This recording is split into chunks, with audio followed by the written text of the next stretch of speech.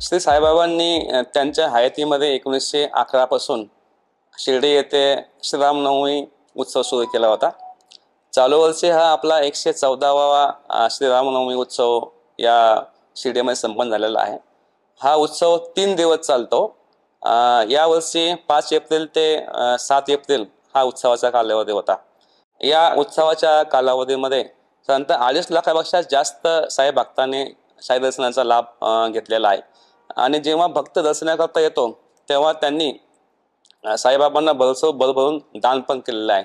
या 3 दिवसामध्ये जे आपल्याकडे दान प्राप्त झालं त्याची आज मोजदाद केलेली आहे। या मोजणीअंती जवळपास 4,26,07,182 एवढी देणगी ह्या 3 दिवसामध्ये प्राप्त झालेली आहे। या देणगीचा आपण तपशील बघितला तर यामध्ये 1,67,89,078 एवढी रक्कम दक्षिणा पेटीमध्ये प्राप्त झालेली आहे। देणगी काउंटर जे संस्थांमध्ये आहे त्याच्यामध्ये 79,38,830 रुपये प्राप्त झालेले आहेत। आपल्याकडे आरती पासेस आणि दर्शन पासेसच्या माध्यमातून 47,16,800 एवढी रक्कम प्राप्त झालेली आहे। काही लोकांनी ऑनलाईन पण देणगी दिलेली आहे, काहींनी चेकनी दिली, मनी ऑर्डर पण केली आहे। याच्या माध्यमातून 1,24,15,214 एवढी रक्कम प्राप्त झालेली आहे। काही भक्तांनी सोने पण दान केलेले आहे। हे सोने जवळपास 83 ग्राम एवढे सोने देणगी स्वरूपामध्ये प्राप्त झालेले आहेत।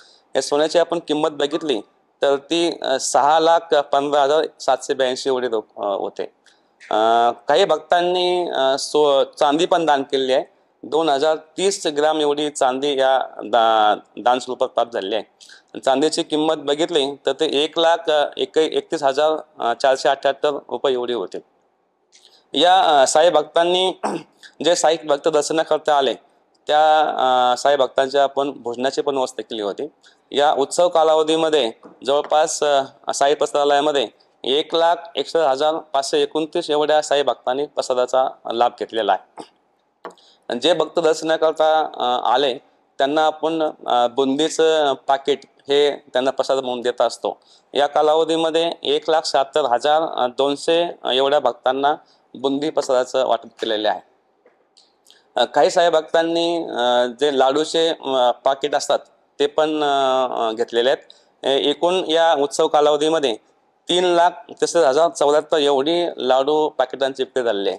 या लाडू पाकिट विक्रीच्या माध्यमातून संस्थांना 72,61,000 रुपये प्राप्त झालेले आहेत। जेवढे काही साई भक्त आपल्या शिर्डीमध्ये आले या सर्व साई भक्तांची आपण राहण्याची व्यवस्था केली होती।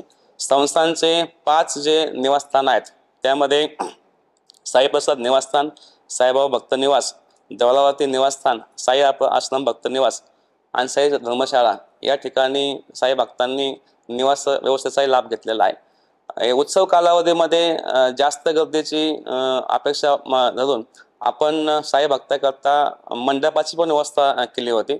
बऱ्याचशा साई भक्तांनी या मंडपामध्येही निवास व्यवस्थेचा लाभ घेतलेला आहे. एकूणच या उत्सव कालावधीमध्ये साई भक्तांनी मोठ्या प्रमाणात शिर्डीमध्ये येऊन साईबाबांचे आशीर्वाद प्राप्त केलेले आहेत.